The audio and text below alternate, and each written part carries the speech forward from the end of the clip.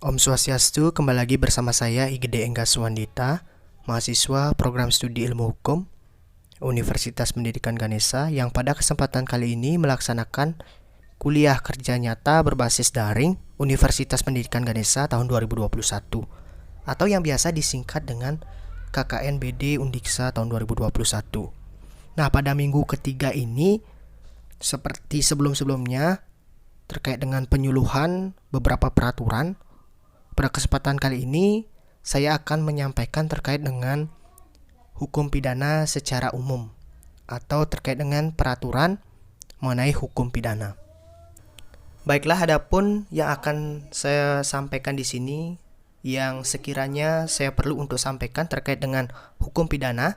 Yang pertama, mengenai pengertian hukum pidana. Nah, yang kedua, tujuan dari hukum pidana, dan yang ketiga adalah asas-asas dari hukum pidana. Baiklah, kita langsung saja menuju ke pengertian hukum pidana.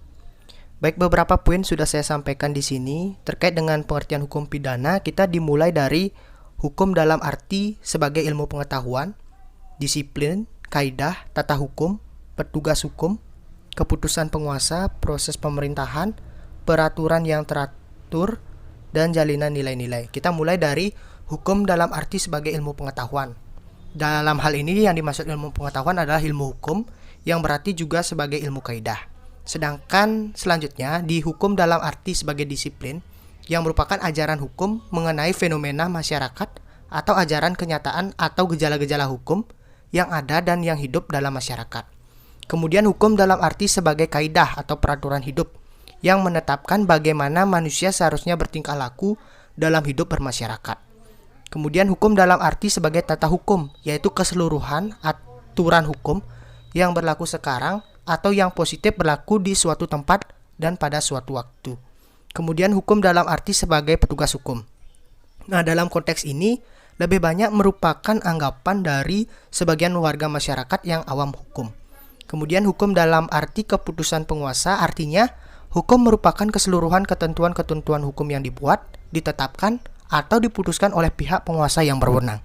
Kemudian hukum dalam arti proses pemerintahan yang berarti aktivitas dari lembaga administratif atau lembaga eksekutif dalam menyelenggarakan pemerintahan.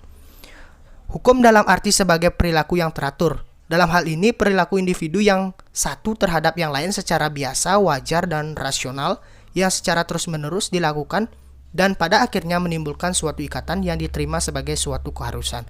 Nah, yang terakhir, hukum dalam arti sebagai jalinan nilai-nilai, yaitu untuk mewujudkan keseimbangan atau keserasian antara pasangan nilai-nilai yang ada dalam masyarakat. Demikian pengertian hukum. Kemudian selanjutnya pengertian dari pidana. Nah, secara sederhana, pidana didefinisikan sebagai suatu penderitaan yang sengaja diberikan oleh negara pada seseorang atau beberapa orang sebagai akibat atas perbuatan-perbuatan yang mana menurut aturan hukum pidana adalah perbuatan yang dilarang. Nah, kemudian baru kita dapat sampaikan terkait dengan pengertian hukum pidana.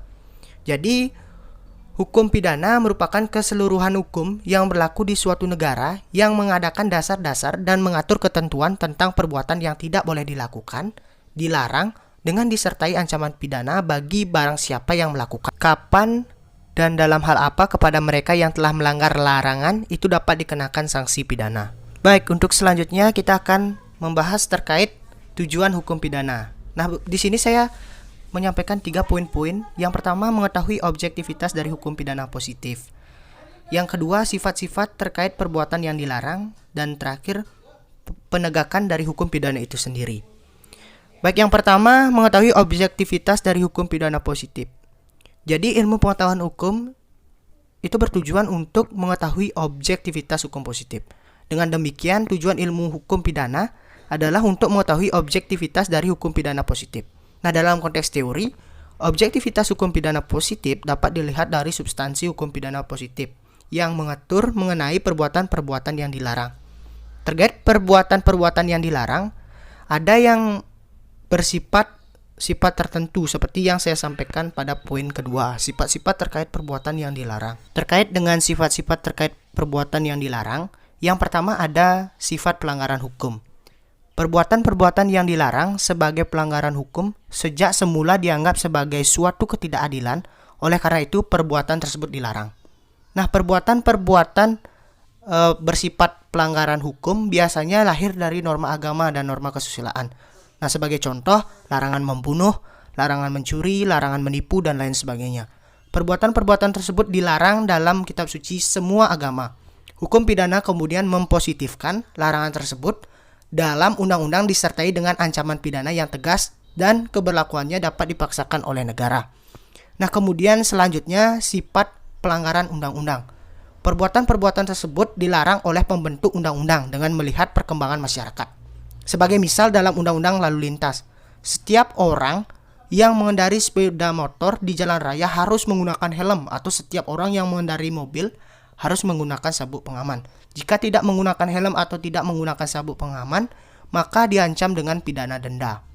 Nah, berbeda dengan sifat pelanggaran hukum, sifat pelanggaran undang-undang itu tidak berasal dari norma agama. Kemudian yang terakhir terkait dengan tujuan hukum pidana, yaitu penegakan hukum pidana itu sendiri. Objektivitas lainnya dari hukum pidana positif adalah terkait penegakan hukum pidana itu sendiri. Artinya, perbuatan-perbuatan yang dilanggar dalam hukum pidana material harus dapat dikenakan tindakan oleh negara. Aparat penegak hukum yang bertugas menegakkan hukum pidana positif dari segi suprastruktur maupun dari segi infrastruktur telah memadai. Dari segi suprastruktur, artinya institusi tersebut telah mapan dan dilengkapi oleh tugas kewajiban dan kewenangan menurut undang-undang. Sedangkan dari segi infrastruktur, berarti sarana dan prasarana untuk bekerjanya aparat penegak hukum telah tersedia. Baiklah, untuk selanjutnya terkait dengan asas-asas hukum pidana.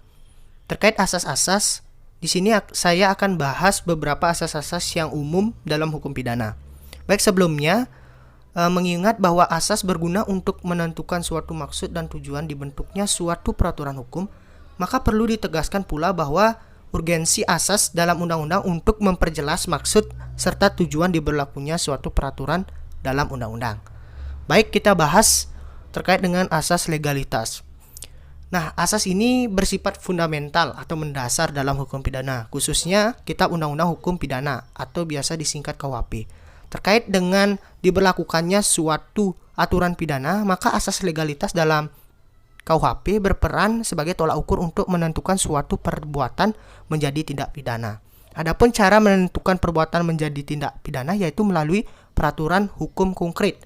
Misal pasal-pasal yang ada dalam KUHP yang menentukan suatu perbuatan yang dilarang dan dikenai sanksi. Kemudian yang kedua, asas teritorial. Nah, asas teritorial ini digunakan untuk menentukan tempat berlakunya peraturan pidana. Maka hal mendasar yang harus dijadikan sebagai landasan ialah menentukan batas-batas teritorial berlakunya hukum pidana. Adapun menentukan batas-batas teritorial tersebut ditentukan melalui asas hukum yang menjadi landasan berlakunya peraturan hukum konkret. Nah, kemudian yang ketiga, asas perlindungan.